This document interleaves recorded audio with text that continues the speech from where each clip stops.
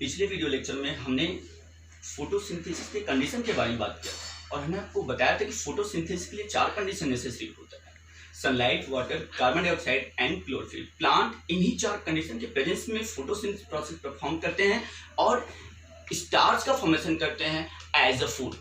Early सभी plant starch का formation leaf में करते हैं और लीफ में स्टार्च का प्रेजेंट होना फोटोसिंथेसिस को कंफर्म करता है। अब फोटोसिंथेसिस के लिए 4 कंडीशन नेसेसरी होता है या फिर इन कंडीशन के एब्सेंट में भी फोटोसिंथेसिस हो सकता है। हम एक्सपेरिमेंट परफॉर्म करके देखेंगे कि क्या इन कंडीशन के एब्सेंट में भी फोटोसिंथेसिस प्रोसेस परफॉर्म हो सकता है या फिर नहीं। तो पहला experiment to show that sunlight is necessary for photosynthesis. Now experiment to show that sunlight is necessary for photosynthesis. हम एक्सपेरिमेंट परफॉर्म करेंगे और ये देखेंगे कि क्या फोटोसिंथेसिस प्रोसेस के लिए सनलाइट नेसेसरी होता है या फिर नहीं है। तो first of all we take a potted plant and keep it in the dark place to discharge it.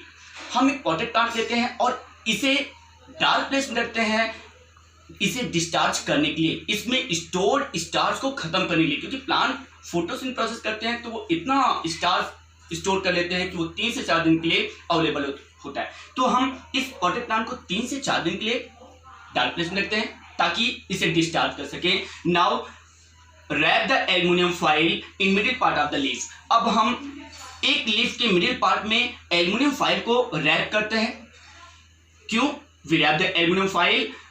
Because the sunlight could not reach in the center part of the leaf, क्योंकि light इस leaf के centre part तक ना पहुंच सके, इसलिए हम उस पॉटेड प्लांट की एक लीफ के मिडिल पार्ट में एल्युमिनियम फॉइल को रैप करते हैं। तो हम क्या कहेंगे? Rap the aluminium foil in the middle part of the leaf so that sunlight could not reach in the centre part of the leaf. Now again place this potted plant in the bright sunlight. अब इस potted plant को हम दोबारा bright sunlight में रखते हैं ताकि ये प्लांट फिर से स्टार्च का फॉर्मेशन कर सके। तो place this potted plant in direct sunlight to make starch.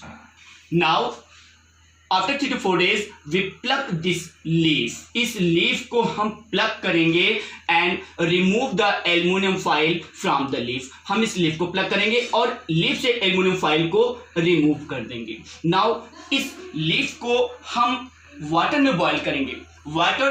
Boil the leaf in water to break the cell membrane। इस लीफ को हम वाटर में बॉयल करेंगे सेल मेम्ब्रेन को तोड़ने के लिए, ताकि iodine solution could be permeable to the leaf to the cell of the leaf, ताकि आयोडीन सोल्यूशन लीफ के सेल तक परमिबल हो सके, पहुंच सके। Now again boil this leaf in the alcohol. इस लीफ को हम दोबारा एल्कोहल में बॉयल करते हैं। क्यों एल्कोहल में बॉयल करते हैं? क्लोरोफिल को रिमूव करने के लिए, क्योंकि अगर क्लोरोफिल प्रेजेंट होगा तो वो स्टार्च के एक्सपेरिमेंट में इंटरफेयर करेगा और ऑब्जर्वेशन हमें नहीं मिलेगा। तो now again boil the leaf in alcohol to remove the chlorophyll. Chlorophyll को रिमूव करने के लिए हम एल्कोहल में लीफ को बॉयल करते हैं। यहाँ पे इस बात का हमें ध्यान रखना है कि alcohol is highly inflammable liquid, so इसको हम डायरेक्ट आके कॉन्टेक्ट में नहीं रखेंगे। हम एक वाटर बाथ लेंगे। वाटर बाथ क्या होता है? एक बिगर बीकर होता है जिसमें वाटर प्रेजेंट होता है। तो हम एक वाटर बाथ लेते हैं और उस वाटर बाथ में उस बीकर को रखेंगे जिसमें एल्कोहल और लीफ प्रेजेंट होता है। तो we take a water bath and place the beaker containing alcohol and leaf. Now we heat the water bath to heat the alcohol to boil the leaf. अब हम इस वाटर बाथ को heat करेंगे। जैसे जैसे वाटर बाथ हीट होगा तो इसमें प्रेजेंट वाटर हीट होगा और वाटर हीट होगा तो ये एल्कोहल भी हीट होना शुरू होगा और लीफ बॉयल होगा, तो क्लोरोफिल इसमें जो प्रेजेंट है वो रिमूव हो जाएगा। नाउ हम कुछ मिनट के लिए इसे बॉयल करेंगे, फिर लीफ को निकाल लेंगे and now wash this leaf in hot water. अब इस लीफ को हम हॉट वाटर से वॉश करेंगे ताकि जो चिपका हुआ क्लोरोफिल वो रिमूव हो सके।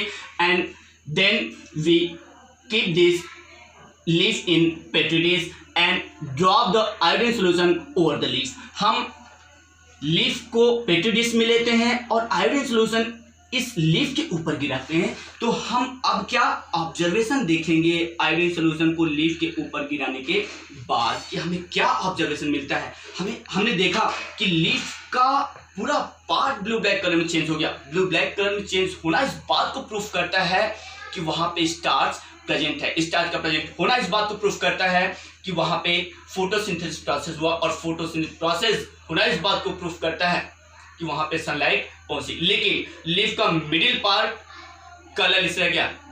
लीफ का मिडिल पार्ट का कलर होना इस बात को प्रूफ करता है कि वहां पे स्टार्च एब्सेंट था, और स्टार्च का एब्सेंट होना इस बात को कंफर्म करता है कि वहां पे फोटोसिंथेसिस प्रोसेस नहीं हुआ। और फोटोसिंथेसिस प्रोसेस इसलिए नहीं हुआ क्योंकि मिडिल पार्ट में हमने एल्युमिनियम फॉइल को रैप कर रखा था, जिसकी वजह से वहां पे सनलाइट नहीं पहुंच सका।